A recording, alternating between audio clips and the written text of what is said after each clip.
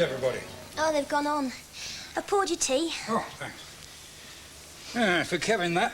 Thank goodness. What? Well, it looks like something legal. Some solicitors or other, Nottingham. Perryman and Dixon. Oh, dear. Do you want a lift, then? It's my day off. Well, what are you doing up there? You should be having yourself a lie-in. You're looking a bit washed out. I'll say to your mother, it's time you had a holiday. Is there any chance this year? I mean, how are you fixed? Hey, what's up? Nothing. Glenda? Nothing. Looks like it and all. Honestly, Dad. Oh, come on, love. If it's a case of crime, don't you think I ought to know, eh? I can't have that happening to my little girl. You'll be late. Well, let him wait. He's in trouble. Kevin? In Nottingham. These people are suing him. Suing? For damages on a job he did. How much? 1,500. Ruth. Oh, Dad. Now, easy. Come on and sit down. People talk about money like it grows on trees, but 1,500, where are we going to find it? Well, Not as if we're a firm or anything. We're not making a profit. We're just ticking over. And if they prosecute... Oh, it doesn't have they'll to come take him to to that. court. Now, hang about. I've got a policy. Well, it's got a few months to No, run yet, Dad. but... Well, I've been thinking of I cashing won't it in. let you. And now seems as good a time as any. Let them do something for a change. Who? His mum and Dad. Oh, you know how he is with them. Well, it's time he changed then. Look, there's no panic. These legal things take time. There'll be a chance to sort something out. Are you going to be all right, love? Only, I better be off. Dad, will you keep it quiet till I've sorted something out? Sure.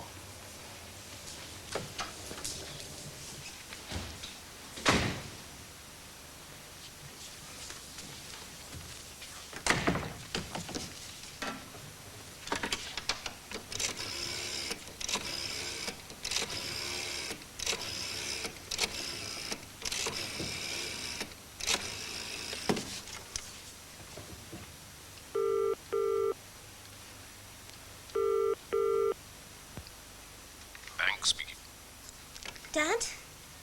Hello? Mr. Banks? Yes?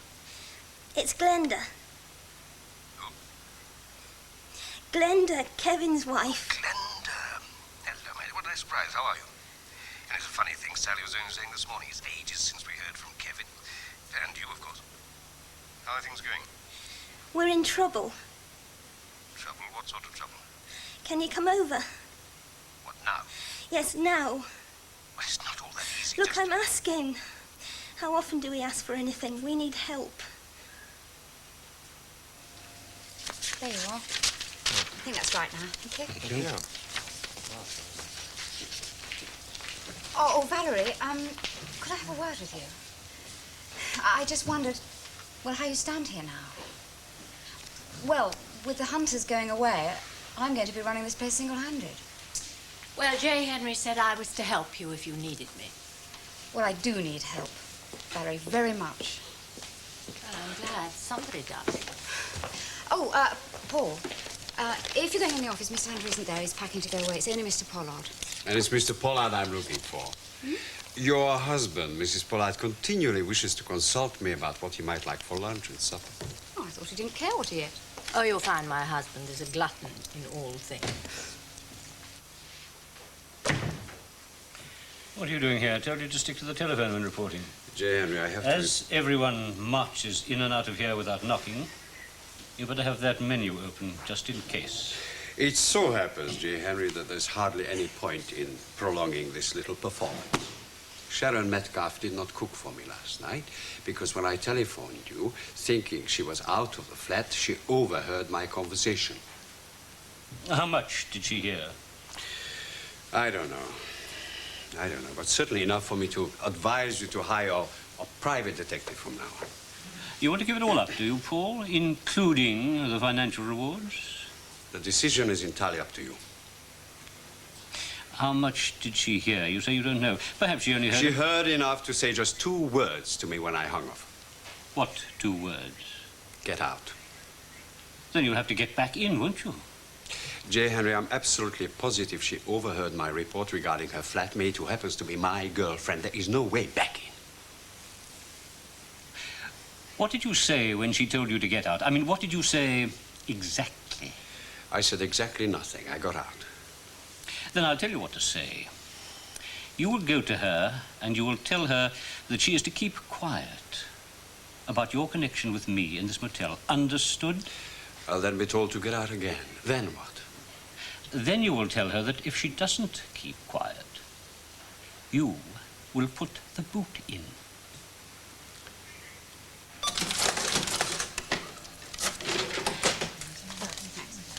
There you are. Thank you very much. Have a nice day. Thank you. Sure will, thanks.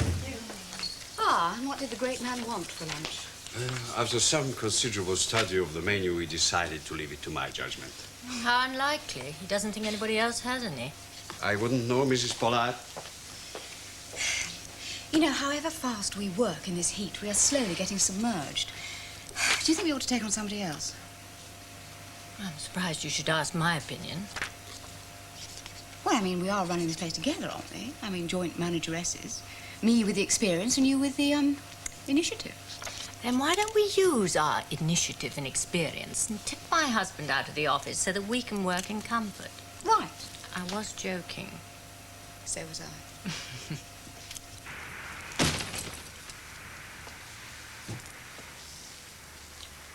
You told her? Sharon? Exactly what do you fear I've told Diane, Paul? Exactly what? That I'm J. Henry Pollard's spy. Well, that's a pretty straight enough answer from a pretty warped person. Did you tell her? No. Thanks. Give me time. How about 6 years for betrayal of confidence? Just a little time for me to restore confidence. Oh, you better understand why I haven't told her, Paul. Yet. Because by now, J. Henry Pollard has been told things by you. He knows I've seen through your sham and his, and he sent you in here to stand over me, right? And in a minute, you're going to point out that if I spread the filthy news, he's going to smash the garage deal, isn't he? At least my part in it. Well, I think I can handle that. Because there is the little point that it wouldn't be very good publicity for him if it became known that he hired sneaks like you to spy for him. I mean, on his business associates, on women like me, who cross him over a trivial thing like having his car repaired. I mean, I know his own wife. I mean, how on earth could you bring yourself to do that, Paul? And worst of all, on your own girlfriend. I mean, at least the girl you... Oh, just go on, get out. I don't want to talk to you. Go on.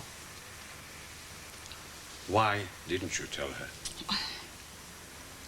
I didn't tell her, Paul, because she wouldn't have a hope in hell of handling Pollard if he thought she was a danger to him. He'd have her sacked on the spot, wouldn't he? And you can promise that pig nothing in relation to me. I'm going to fight him punch for punch. But as far as Diane is concerned, you had better convince that man that Diane knows nothing, is no danger to him, is beneath his notice. I'll do that. Good. And Paul, in return, I promise you nothing. Without telling her why, I'm going to do my damnedest to make her realize she should drop you like a hot brick. Any more threats, Paul? I made no threat, Sharon. Everything you said was true.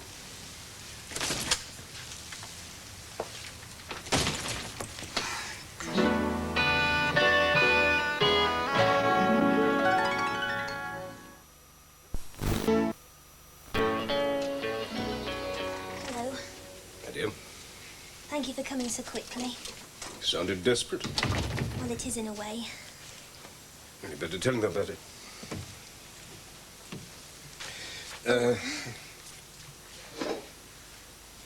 Thank you. Where's Kevin? Out. Out? Working. But I thought... He didn't know you were coming, you see. Ah, He wouldn't really want me ringing you either. no. Shall I take your coat? Thanks. So what's your problem? See for yourself. Kevin hasn't seen it yet. When he came this morning, it was quite a shock. And that, on top of everything else, got a bit out of hand, really. Young fool. What's he want to go and do a thing like that for? Well, he thought it was a chance to make money quickly, you see.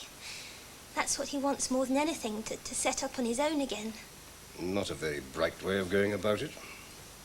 And if he doesn't, very quickly, I think it might finish us. Nice.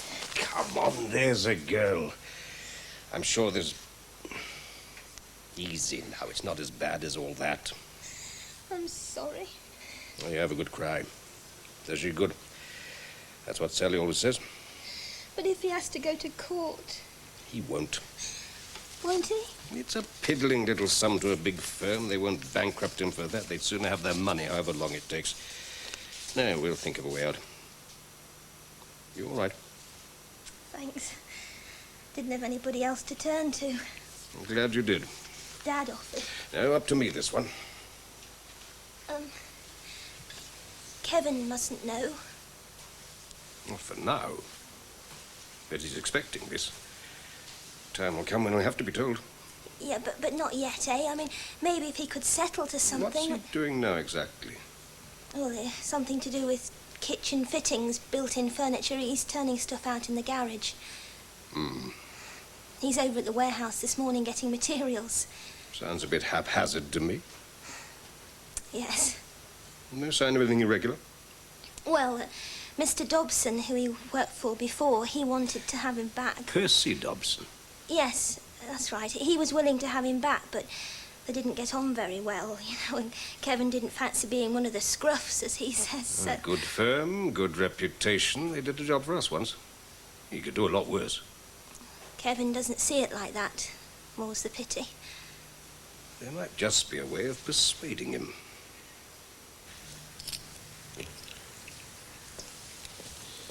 At the sound of the third stroke, it will be... What are you staring at that for? Started to lose, is it? Oh, no, it don't never lose. I check it with the wireless every morning. I was just wondering, like... What? Do you think they're closed for dinner? Who? Estate agents. Have you taken that key back yet? No. You're a naughty boy, Benny. Look, I was just wondering, like... What? Well, could you come with me? Doesn't take two to carry a key, does it? I know that, but I don't like going on my own. All right, I'll try and get off a bit early and I'll come with you, okay? Oh, great. Sid, What? where's Mac? He's down the road getting the prop shop. Oh, that counts him out. How do what? Pile up on the bypass. Same old story. Yeah. So it's down to you. Me? Yeah, you. Well, what about Nobby? He's got 2 MOTs lined up for a start. I could do that. Sid, don't give me any hassle. Just get in a van and beat over there, eh? Okay, if you say so. I just have. Sid, what about the key? You heard the lady, right? You're on your own, kid. Miss Sharon? Benny? Nothing. You know, I just don't understand this. You've got last year's ledger, I think. Oh, yes. Try this one. Oh, thanks.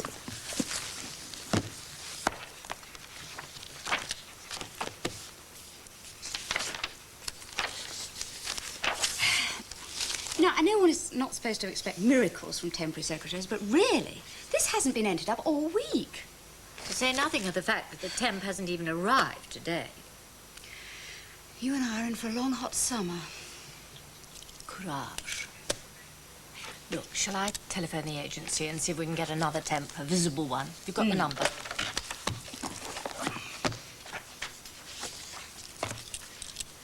No. The answer is staring us in the face. Hmm? I mean, you are her mother, and she knows all about our summer bookings, and not only was she a secretary here, but she's very efficient. Miranda? Miranda? Miranda efficient? Exceptionally. Some daughters, you see, do not take after their mothers. Oh, here, see if she answers. So not like father, like daughter with you, is it? Oh, no. Miranda and I get on as well as J. Henry and I don't. What? Oh, hello, darling. I was just telling Jill Harvey that I would have no objection to your doing a summer job here. Not that you would ever ask me for permission, of course. Mummy! Mum herself. Well, where are you? I told you, with Jill Harvey. Crossroads. No prizes for guessing the obvious. How's the yacht? Well, we had to put back after the first gale. We were undermanned. And we are underwoman, so how about coming aboard? Morning. Ah, there you are, Mr. Hawkins. You've just caught me in time. I was off to lunch. You have eaten, I take it? Splendid. Come with me. Now, I contacted your good lady yesterday. Yes, I do hope you don't think I'm hurrying things along, but now where did I put that? Ah, yes, here we are. Please sit down. There have been one or two more inquiries, which is only natural. It is such an appealing property. Yeah. I expect you spent a lot of time in it, having a thorough look round. Oh, yes. Quite right, too. You can't be too careful when you're going to live in a place. That's what I always say. If you're going to spend the rest of your life in a place, then you must be quite sure. I don't want it. Don't? No. But I can assure you that you'll be very pushed to find anything comparable at the price. Oh, it's not that. And our surveyor gave it a most excellent report, though you'd have had your own independent assessment, of course. Oh, well, the house is fine. Yes? It's just she's changed her mind. Ah. Unfortunate. You never can tell with women. That's what I always say. Sorry. Ah, well. She, hasn't, I mean, the pair of you, split up? Oh, no, it's not that. Quite. It's just that, well, she's going away, so I don't need it no more. I follow. Yeah, pity about that. It is indeed. Yeah. You see, I thought I'd got it all settled, like. Didn't we all, Mr. Hawkins? No, I don't mean about the house, I mean the money. Money? Yeah, getting rid of it. You see, that's what I wanted most of all, to get shot of it. You know, it's been nothing but bother. Ah, well, that shouldn't prove too difficult to a man of your undoubted abilities, Mr. Hawkins. I'm quite sure you'll find a way. Well, I hope so. Now, if there is ever anything I can do for you, you only have to ask. Oh, thank you. And if I do ever want an house, I'll come to see you, Frank.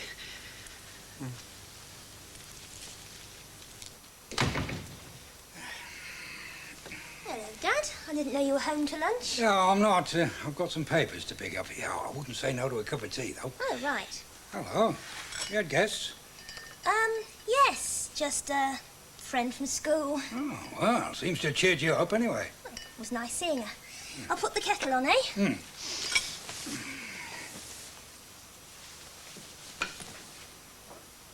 She must be very modern, your friend. You are? Your girlfriend, your old school chum. What is she, a woman's liberationist or something? What are you talking about, Dad? Oh, sorry. I just didn't want to burden you. What with? Well, I thought over what you said and I rang Kevin's dad. I've given him the letter and he's going to handle everything. Oh, he's going to pay the money, is he? Oh, I'm glad to hear it. And how does Kevin feel about it? Well, I haven't told him yet, and I'd rather you didn't say anything till his dad sorted something out, you know. It's all going to be a big surprise, is it? Well, you said yourself. Yes, I know what I said. What I didn't say was that you should approach Oliver Banks behind your husband's back. That is what you've done, isn't it? Well, I didn't have much choice, did I, every time I brought the subject well, that makes up, it worse, not better. What's Kevin going to say when he finds out? Oh, I know what I'd say. Well, he's not like you, Dad. Knowing Kevin, he'll thank me. For what? For making his mind up for him? For cutting the ground from under his feet?